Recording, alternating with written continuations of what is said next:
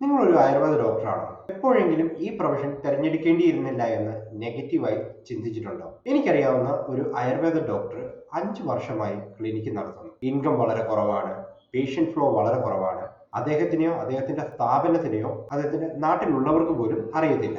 അദ്ദേഹത്തിന്റെ പ്രശ്നം ചികിത്സയിലല്ലായിരുന്നു. നിങ്ങൾക്കറിയാമോ എവിടെയാണ് അദ്ദേഹത്തിന് പിഴവ് പറ്റിയതെന്ന്? അദ്ദേഹത്തിന്റെ സർവീസുകൾ കൃത്യമായി ആവശ്യമുള്ള ആളുകളിലേക്ക് എത്തിക്കുവാൻ അദ്ദേഹത്തിന് കഴിയാത്തതായിരുന്നു അദ്ദേഹത്തിന്റെ പ്രശ്നം. നിങ്ങളും ഇതുപോലുള്ള പ്രശ്നങ്ങളിലൂടെ കടന്നു പോകുന്നവരാണ്. ഞാൻ ഡോക്ടർ ശരത് കൃഷ്ണ.